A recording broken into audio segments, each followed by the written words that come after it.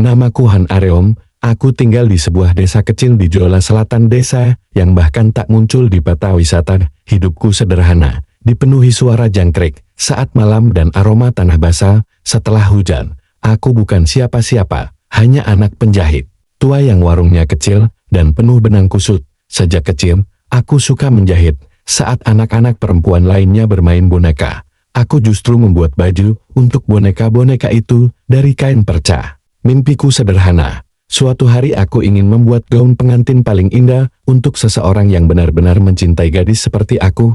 Hari-hariku hampir tak pernah berubah. Bangun pagi, bantu ibu mengukur kain, lalu sesekali mengunggah desain-desain sederhana ke media sosial. Tak kusangka, satu dari ribuan unggahanku rupanya menarik perhatian panitia Kadesing Competition, sebuah ajang desain busana bergengsi di Seoul. Saat pemberitahuan lomba itu datang lewat email, aku pikir itu spam, tapi ternyata benar desainku dipilih sebagai salah satu dari 5 pemenang nasional. Hadiahnya, magang 3 bulan di Seoul, di rumah mode bergengsi, plus tempat tinggal dan biaya hidup ditanggung penuh. Aku menangis malam itu. Aku peluk ibu erat-erat. Ini bukan hanya tentang desain, tapi tentang kesempatan untuk membuktikan bahwa gadis desa juga bisa bersinar. Hari aku berangkat ke Seoul adalah pertama kalinya aku naik kereta cepat. Jantungku berdetak kencang, lebih karena takut salah turun stasiun daripada takut merantau. Seoul, kota itu lebih terang dari mimpi-mimpiku. Bangunannya menjulang, orang-orangnya modis, dan semuanya serba cepat. Aku bahkan hampir tertabrak mobil karena berdiri terlalu lama di trotoar. Saat aku kebingungan mencari jalan ke apartemen yang disediakan panitia lomba, seorang pria menghampiri Kogyo. "Agassi, kau terlihat kebingungan, butuh bantuan?" tanyanya. Lembut, aku menoleh. Dia tinggi, berwajah bersih, dan mengenakan jas santai. Senyumnya seperti sinar matahari yang menembus pepohonan desa di pagi hari. Mataku menatap nametak kecil di saku jasnya. "Minjai." Iya. "Aku ini, pertama kalinya aku ke Seoul," jawabku kikuk. Dia tertawa pelan, lalu menuntunku mencari alamat itu. Kami mengobrol sepanjang jalan. Dia sopan, tidak sok tahu, tidak menertawakan logat desaku yang masih kental. Aneh sekali, aku merasa seperti sudah mengenalnya lama. Sebelum kami berpisah, dia berkata, "Aku suka caramu memandang dunia, seperti belum pernah kau kecewa olehnya." Aku hanya tersenyum. Malu, saat itu, aku belum tahu bahwa lelaki itulah yang akan mengubah hidupku, dan memang benar. Setelah pertemuan pertama itu, hidupku seakan bergulir lebih cepat dari sebelumnya. Esoknya, Minjai muncul lagi di lobi apartemen tempatku menginap. Aku terkejut, tapi dia hanya tersenyum sambil berkata, "Aku lewat sini tadi, kupikir, mungkin kau butuh ditemani membeli sarapan." Entah kenapa, aku tidak merasa canggung. Padahal aku baru mengenalnya kemarin. Tapi setiap kata darinya terasa hangat dan tulus. Di tengah kota Seoul yang dingin dan asing, kehadiran Minjai seperti pelukan dari rumah. Hari-hari berikutnya, dia mulai sering muncul. Kadang mengantarku ke tempat magang, kadang diam-diam meninggalkan kopi susu favoritku di depan pintu. Awalnya aku pikir itu kebetulan. Sampai aku sadar bahwa dia menghafal jadwal harian dan kebiasaanku. Bahkan yang paling kecil, "Aku cuma ingin memastikan kau baik-baik saja," katanya suatu malam, saat kami duduk di bangku taman dekat Sungai Han. "Kau terlalu polos untuk kota ini." Aku terdiam, tak tahu harus tersinggung atau tersentuh. Tapi begitulah aku. Tak pernah diberi perhatian sebesar itu oleh siapapun. Apalagi seorang pria seperti Minjai yang wajahnya saja bisa dengan mudah masuk layar drama malam hari. Di kantor tempat aku magang, aku mulai mendapat pujian. Bahkan salah satu desainer senior bilang aku punya sentuhan hati dalam setiap desain. Tapi anehnya, setiap kali aku ingin berbagi kabar baik itu ke ibu di desa, teleponku selalu terganggu, sinyal terputus, atau panggilannya dialihkan. Aku pikir itu hanya gangguan biasa, hingga suatu hari, Minjai membawaku ke tempat yang berbeda, sebuah butik mewah dengan kaca besar, dan di dalamnya gaun-gaun putih bergantung seperti awan yang jatuh dari langit. "Ini milik keluarga kami," katanya pelan, "tapi aku lebih tertarik dengan desain buatanmu. Sederhana, tapi menyentuh." Aku menatapnya. "Keluarga, jadi kau bukan orang biasa, ya?" Dia tertawa kecil. "Boleh dibilang begitu, tapi aku ingin jadi orang biasa di hadapanmu. Aku lelah jadi pewaris yang selalu diatur. Di hadapanmu, Aku merasa bisa jadi diriku sendiri. Kalimat itu aku simpan dalam hatiku seperti rahasia yang manis. Beberapa minggu kemudian, saat aku mulai menyadari bahwa aku mungkin jatuh cinta, Min Jae mengajakku ke taman bunga. Saat matahari tenggelam dengan cahaya emas di balik pepohonan, dia menggenggam tanganku erat. Aku ingin melindungimu dari dunia ini. Maukah kau menikah denganku, Aryam? Hatiku berhenti berdetak sejenak. Aku bukan siapa-siapa. Tapi kenapa pria ini ingin menikahiku?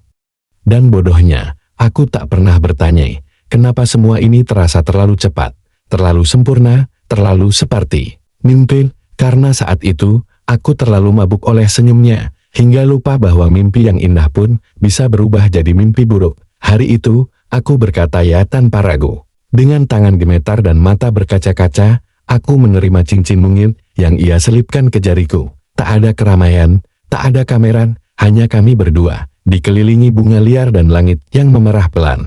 Aku ingin menikahimu secara sederhana, katanya lembut, menatapku penuh keyakinan.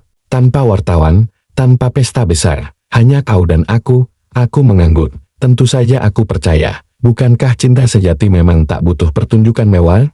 3 hari kemudian, persiapan pernikahan dimulai. Semuanya terasa ajaib. Gaun pengantin putih bersih sudah disiapkan entah kapan dijahitnya. Sepatu kaca mungil seolah tahu ukuran kakiku. Bahkan musik yang diputar seolah mengerti isi hatiku. Aku merasa seperti putri dongeng, tapi ada satu hal yang membuatku sedikit bertanya-tanya. Semuanya terlalu diatur. Aku tidak diminta menghubungi keluargaku, katanya. Biar jadi kejutan setelah semuanya selesai. Bahkan ponselku tiba-tiba diganti dengan ponsel baru untuk keamanan, katanya. Aku ingin protes, tapi Min Jae selalu punya jawaban yang terdengar masuk akal, dan tatapan matanya selalu berhasil membuatku diam. Pernikahan kami berlangsung di sebuah villa pribadi milik keluarganya. Aku masuk ke aula kecil yang dipenuhi bunga melati putih dan lampu gantung kristal. Min Jae berdiri di ujung lorong dengan senyum tenangnya. Saat kami mengucap janji, hanya ada 5 orang saksi. Semua berpakaian seragam hitam, tampak seperti staf profesional. Tak ada keluarga, tak ada teman, tak ada satupun wajah yang kukenal. Tapi aku bahagia, atau aku pikir aku bahagia. Malamnya, kamar pengantin kami indah, tak terkira. Dinding kaca transparan menghadap danau, ranjang besar berhias kelambu putih, dan lilin kecil menyala seperti bintang di bumi. Aku berdiri di depan cermin dengan gaun putih, lembut, menatap diriku sendiri. Jantungku berdetak sangat cepat. Min Jae masuk perlahan, menatapku seolah aku dunia satu-satunya. Areum, bisiknya, kita hanya berdua malam ini, dan dunia, biarlah menunggu. Aku mengangguk, hatiku bergetar. Aku tak tahu bahwa malam itu, yang seharusnya sakral, indah, dan hanya milik kami berdua justru sedang disaksikan entah oleh siapa, entah dari mana. Aku menatap Min Jae yang kini duduk di sisi ranjang, menggenggam tanganku begitu lembut seolah aku benda paling rapuh di dunia. Aku gugup bukan karena takut tetapi karena untuk pertama kalinya dalam hidup, aku akan memberikan seluruh diriku pada seseorang. Arum, katanya Pela, malam ini tak perlu terburu-buru. Aku hanya ingin kau merasa dicintai, dan malam itu memang terasa hangat. Ia tidak memaksaku, ia hanya memelukku dan menatapku seakan aku bukan perempuan biasa. Aku sempat menitikkan air mata, bukan karena sedih, tapi karena aku percaya aku benar-benar dicintai. Tanpa sadar, aku menoleh ke arah sudut ruangan. Ada benda kecil seperti jam alam duduk di rak aku tak pikirkan. Lalu di atas lemari, kulihat lampu kecil berkedip merah sekali.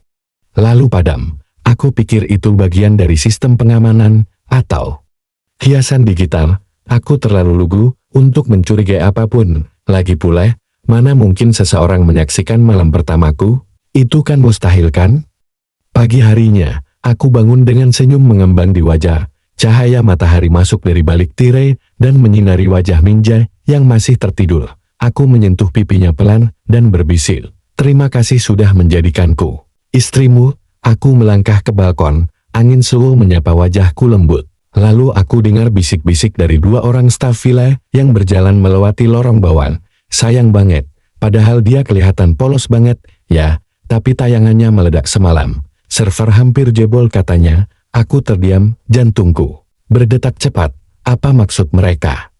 Aku memutar ulang kata-kata itu, dalam kepala, mencoba memastikan aku tidak salah dengar. Tapi semakin kupikirkan, semakin jelas bahwa itu bukan candai, dan saat aku menyalakan TV kecil di ruang duduk, layar hitam itu menampilkan aplikasi streaming yang belum pernah kulihat.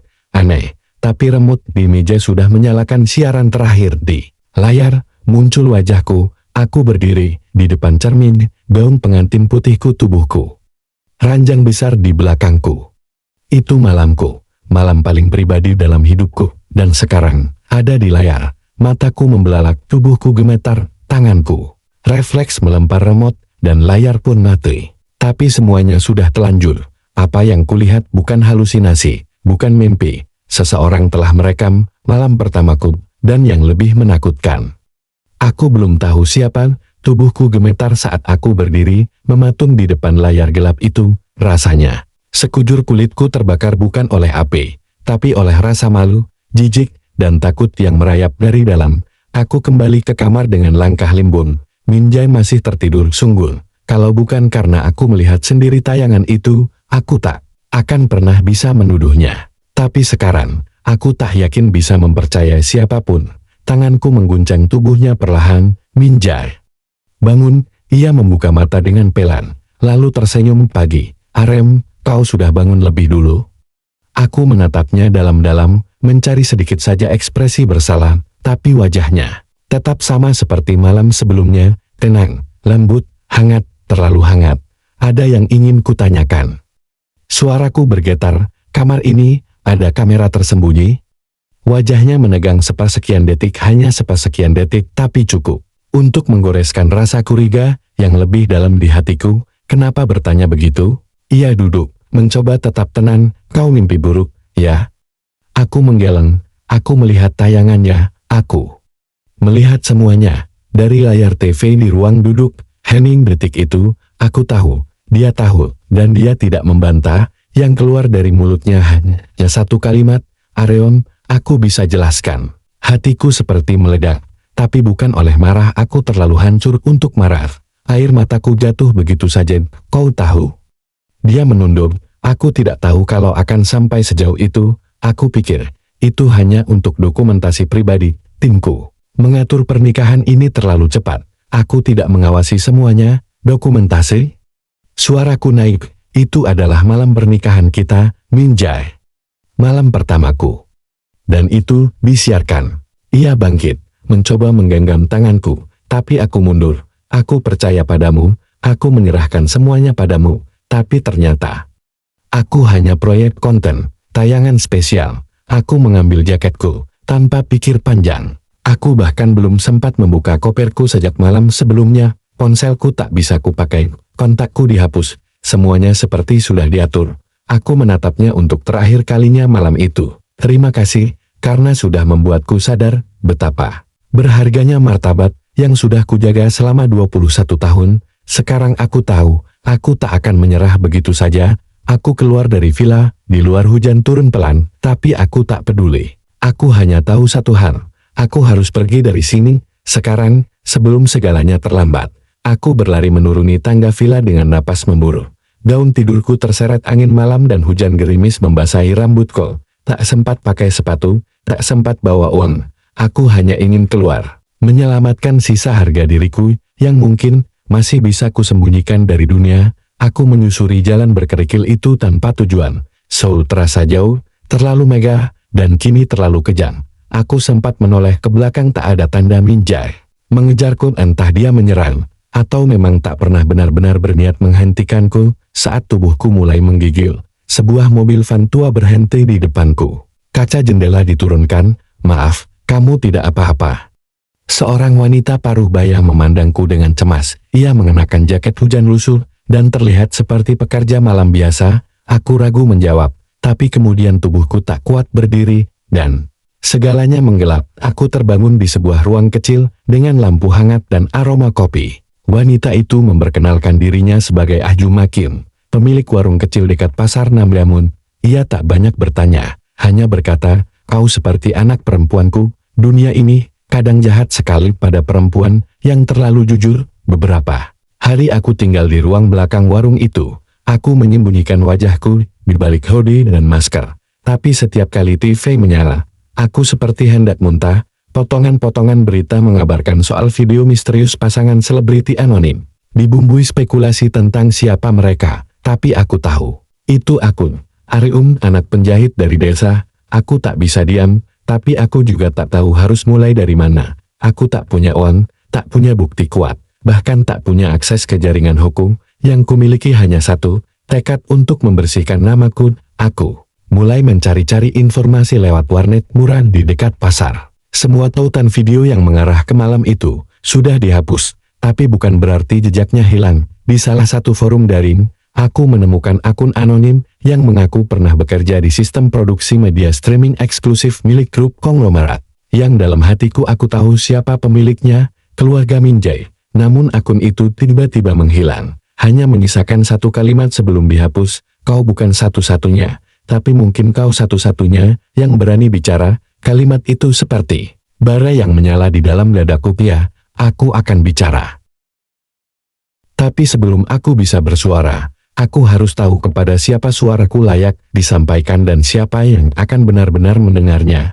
Aku kembali duduk di warnet, tangan gemetar memegang mouse yang terasa dingin di telapak. Aku mencari nama-nama jurnalis independen, bukan media besar, karena aku tahu, di dunia mereka, berita seperti ini bisa dibungkam dalam hitungan menit. Aku butuh seseorang yang berani. Setelah berjam-jam menelusuri, aku menemukan satu nama, Han Sung-woo, mantan reporter investigasi yang kini punya kanal kecil di platform video. Subscribernya tidak banyak, tapi laporannya tentang kejahatan korporat dan pelanggaran privasi membuatku yakin dia adalah satu-satunya harapan. Dengan alamat email seadanya, aku menulis, "Namaku Han Areon, aku korban dari penyalahgunaan privasi yang dilakukan oleh grup media terbesar di Korea. Video malam pertamaku disiarkan tanpa izin. Aku punya jejak, dan aku ingin bersuara, tapi aku tak tahu harus mulai dari mana." Kukirim, lalu aku duduk diam, menunggu. 2 hari kemudian, saat aku sedang membantu Ah Jum Makim menata rak mie instan, seseorang berdiri di depan warung. "Han Areon?" Aku membeku. Suaranya tenang, sedikit serak, dan ketika aku menoleh, kulihat pria berjaket abu-abu dengan kamera kecil tergantung di lehernya. "Aku Han Sung-woo," katanya, "kita bicara di tempat aman, ya?" Di sebuah rooftop kosong, aku ceritakan semuanya tanpa menahan satupun, tentang Minjai, tentang malam pengantin itu, tentang layar TV dan bisik-bisik staf hotel. Sung-woo hanya diam mendengarkan, lalu berkata, "Kalau ini benar, maka yang kau lawan bukan hanya satu orang, tapi satu sistem." Aku menatapnya. "Aku tahu. Apa kau siap dengan semua konsekuensinya?" Aku terdiam lama, lalu mengangguk. Aku lebih takut hidup diam-diam dalam rasa malu yang bukan salahku, daripada menghadapi dunia yang menertawakanku. Sejak hari itu, kami mulai menyusun langkah. Sung-woo membantuku mengumpulkan kembali potongan-potongan jejak digital. Dengan bantuan teknisi forensik yang ia kenal, kami berhasil mengidentifikasi bahwa video itu diunggah dari server pribadi milik anak perusahaan JS Media Group, perusahaan keluarga Minjai. Tapi yang lebih mengejutkan adalah nama pengguna admin yang mengakses file itu sebelum tayang. Yoon R, inisial yang langsung membuat jantungku mencelos. Yoon Mira, mantan tunangan Minjai, seorang influencer, wanita cerdas yang tahu bagaimana memainkan citra dan kebencian. Aku menatap layar itu lama sekali. Mungkinkah semua ini bukan kesalahan Minjai, tapi jebakan dari seseorang yang ingin menghancurkan kami berdua? Namun, bahkan jika itu benar, kenapa Minjai tidak melindungiku? Kenapa ia diam? Pertanyaan itu menggedor-gedor dadaku, dan untuk mendapatkan jawabannya, aku tahu apa yang harus kulakukan. Aku harus bertemu Minjai sekali lagi. Untuk terakhir kali, dengan tangan gemetar, aku mengetik pesan dari akun email baru yang tak bisa dilacak. Isinya hanya satu kalimat, "Jika kau masih menganggapku istrimu, temui aku di tempat pertama kita bertemu." Aku tak tahu apakah dia akan datang, tapi aku harus mencoba. Aku butuh mendengar jawabannya. Bukan dari layar, bukan dari orang lain, tapi dari mulutnya sendiri. Sore itu, aku duduk di bangku tua dekat halte, tempat kami pertama kali bertemu saat aku tersesat di Seoul. Hujan turun pelan, dan aroma dedaunan basah membuat kenangan itu kembali. Seperti tayangan ulang di benakku betapa mudahnya aku jatuh pada senyum seseorang yang hangat. Tapi ternyata menyimpan sesuatu yang tak kukenal. Tak lama kemudian, sebuah mobil hitam berhenti. Dan dari dalamnya, dia turun meninjai. Masih dengan jas abu-abunya. Masih dengan cara jalan yang tenang. Tapi kali ini, matanya tidak bisa menyembunyikan kegelisahan. Dia duduk di bangku sebelahku. Tak ada jarak, tapi rasanya seperti dunia terbelah di antara kami. Areum. Suaranya lirih. Aku tidak ingin jawaban panjang, potongku cepat. Aku hanya ingin tahu satu hal, apakah kau terlibat? Dia menatapku.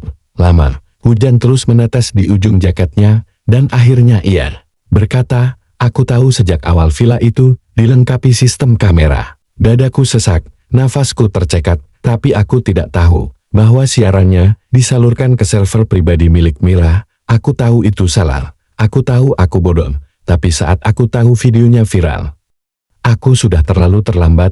Kenapa kau tidak bicara?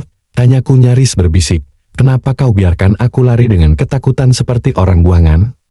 Dia menunduk, karena aku pengecut, dan karena aku pikir, jika aku diam, semua akan hilang sendiri. Air mataku mengalir, tapi aku tak menyekanya. Biarkan hujan yang melakukannya. Aku mencintaimu, Areum.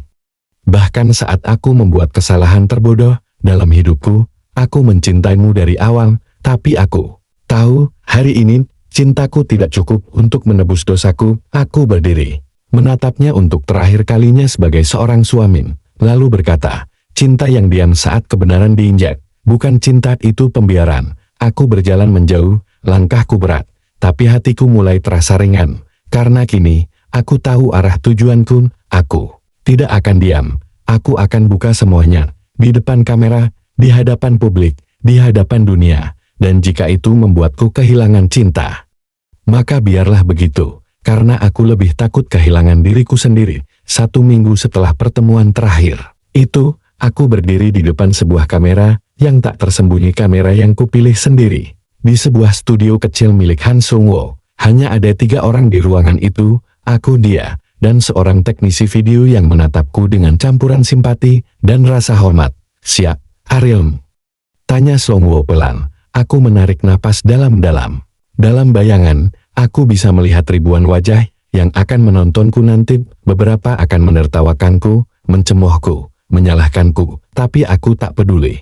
Aku tak lagi hidup untuk menghindari pandangan orang. Aku hidup untuk menuntut kebenaran, untuk merebut kembali martabatku. Mulai, kataku. Lampu kamera menyala, lensa itu menatapku seperti mata dunia, dan aku mulai bicara. Namaku Han Areum. Aku perempuan biasa, aku bukan aktris, bukan influencer. Aku hanya seseorang yang jatuh cinta, dan dihianati dalam diam. Beberapa bulan lalu, aku dinikahi oleh seseorang yang kucintai sepenuh hati. Aku menyerahkan segalanya padanya, termasuk kehormatanku. Tapi malam sakral, yang seharusnya menjadi milik kami berdua, ternyata direkam dan disiarkan, tanpa sepengetahuanku, tanpa izinku. Video itu menyebar viral, tapi tidak ada satupun media yang menyebut namaku, karena aku hanya dianggap sosok misterius. Tapi aku tahu itu aku, dan hari ini, aku berdiri di sini, bukan untuk menangisi yang telah terjadi, tapi untuk mengatakan,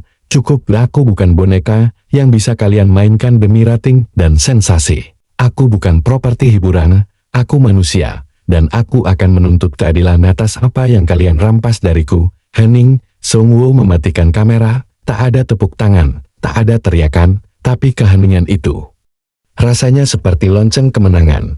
Pertama video itu diunggah ke kanal Sung-woo malam itu, juga, dalam 24 jam, jutaan penonton menontonnya. Banyak yang meragukanku, tapi jauh lebih banyak yang berdiri di pihakku. Komentar-komentar mulai membanjiri. Aku tahu rasanya dilecehkan oleh sistem yang lebih besar. Areum, kamu mewakili banyak dari kami yang tak bisa bersuara. Kebenaran butuh keberanian, dan kamu punya itu. Keesokan harinya, konferensi pers CS Media Group digelar terburu-buru. Mereka menyebutku sebagai oknum yang mencari sensasi, tapi publik tak bodoh. Karena 1 jam setelah konferensi itu, seorang mantan staf media membocorkan data lengkap, log kamera, alur distribusi video, dan, yang terpenting, nama pengguna utama yang menyebarkan video itu, Yoon Mira. tagar pagar Justiciaforarium menjadi trending nomor 1 di Korea. Sponsor mulai menarik diri dari semua proyek milik Mira, ia bungkam. Minja yang belum bicara sepatah kata pun, sejak aku tinggalkan menghilang dari publik, tapi aku tidak mencarinya. Karena sekarang, untuk pertama kalinya, aku berdiri sebagai diriku sendiri, bukan sebagai istri siapapun, bukan sebagai korban, tapi sebagai perempuan yang tahu siapa dia, dan tak akan membiarkan siapapun mencurinya lagi. Hari-hariku berubah total setelah video pengakuanku viral. Tawaran wawancara datang dari mana-mana, dari stasiun TV besar, radio, podcast, bahkan surat kabar internasional. Tapi aku menolaknya semua. Aku tak ingin menjadi selebriti, aku bukan cerita tragis untuk dijual ulang oleh media yang dulu ikut bungkam. Aku hanya menerima satu tawaran, membuka kelas desain kecil untuk perempuan korban pelanggaran privasi. Bukan hanya tentang menjahit kain, tapi menjahit luka dengan jarum keberanian dan benang kepercayaan diri. Juma Kim, yang dulu menyelamatkanku dari jalan, kini menjadi semacam ibu angkat. Warung kecilnya kini jadi tempat berkumpul anak-anak muda yang ingin belajar, atau sekadar merasa aman, dan aku akhirnya bisa tertawa lagi. Bukan tawa yang dibuat-buat untuk menyembunyikan trauma, tapi tawa yang tumbuh dari hati yang benar-benar mulai pulih. Tapi pada suatu sore, saat aku sedang merapikan pola gaung di teras belakang, seseorang mengetuk pintu pagar. Langkahnya aku kenali, Min Jae. Rambutnya lebih panjang, wajahnya sedikit tirus, tapi matanya masih mata yang sama. Mata yang dulu membuatku jatuh hati dan hancur. Aku tak berniat mengganggu, katanya pelan. Aku hanya ingin mengembalikan sesuatu yang seharusnya kau miliki sejak lama. Ia menyerahkan sebuah kotak kecil di dalamnya. Cincin pernikahan kami, tapi bukan itu yang membuatku terpaku. Di bawah cincin itu terselip satu surat. Surat dari ayahnya CLGS Media Group yang mengakui keterlibatan perusahaan dalam insiden penyiaran malam itu. Dan yang lebih penting, surat itu menyatakan bahwa Min Jae telah menyerahkan seluruh saham dan posisinya demi menolak bungkam. Aku kalah dalam semua hal, Arung, katanya dengan suara retak. Tapi, kalau harus memilih antara mempertahankan kekuasaan atau membela satu-satunya perempuan yang pernah kuanggap rumah, aku memilih kehilangan semuanya. Air mataku jatuh, tapi tak lagi, karena sakit. Aku belum menjawab, tapi aku tahu satu hal, aku sudah tak lagi perempuan yang sama saat dia meninggalkanku dulu, dan mungkin dia pun tidak lagi laki-laki yang sama. Aku memandangi kotak kecil itu cukup lama setelah Min Jae pergi. Surat dari ayahnya, cincin yang pernah kupakai dengan hati berbunga-bunga, dan wajah Min Jae yang hari ini tak lagi memancarkan kesombongan seorang pewaris. Semuanya berputar di kepalaku, seperti gulungan film yang belum selesai diputar. Malam itu, aku duduk di ruang tengah bersama Juma Kim. Beliau menyeduhkan teh jahe hangat, dan hanya menatapku diam, seolah sudah tahu apa yang akan kutanyakan bahkan sebelum aku membuka mulut. Kalau cinta itu kembali, tapi tidak sama seperti dulu, apa itu masih bisa disebut cinta? Tanyaku pelan. Juma tersenyum tipis. Cinta yang dewasa bukan yang membuatmu terbang, tapi yang sanggup menahanmu tetap berpijak, meski tanahnya retak. Kata-kata itu menancap begitu dalam. Besoknya, aku berdiri di depan toko bunga kecil dekat pasar. Toko itu pernah kukunjungi diam-diam saat awal pelarian dulu, tempat yang kusuka karena aroma bunga melati yang mengingatkanku pada rumah di desa. Min Jae menungguku di sana. Aku tahu karena dia menulisnya dalam catatan kecil yang ditinggalkan. Di dalam kotak cincin, kami duduk di bangku kayu, dikelilingi pot-pot bunga yang mekar diam-diam. Aku tak datang untuk meminta maaf lagi, katanya pelan. Karena aku tahu, maafku mungkin tak akan cukup, tapi aku datang untuk bertanya. Apakah kau masih menganggapku bagian dari masa depanmu? Aku tak langsung menjawab, tapi aku memandangnya, lebih lama dari sebelumnya. Aku mencintaimu, Min Jae, kataku jujur. Tapi cinta bukan alasan untuk melupakan semua yang telah terjadi. Aku membangun kembali hidupku dari nol, dari luka. Dan aku tak akan membiarkan siapapun, termasuk kamu, meruntuhkannya lagi. Dia mengangguk, wajahnya tenang, matanya berkaca. Aku tak ingin meruntuhkanmu. Aku ingin berdiri di sisimu, tak di depan, tak di belakang, tapi sejajar. Dan untuk pertama kalinya, aku percaya bahwa mungkin cinta yang pernah hancur bisa tumbuh kembali, bukan di tempat yang sama, tapi di tanah yang lebih kuat. Beberapa minggu setelah pertemuan kami di toko bunga itu, hidupku mulai menemukan irama baru. Bukan irama yang terburu-buru, seperti dulu saat aku mengejar cinta, dan bukan irama yang penuh kecemasan seperti ketika aku bersembunyi dari dunia. Tapi irama yang stabil, karena sekarang, aku tak lagi berjalan sendiri. Minjai benar-benar menepati janjinya.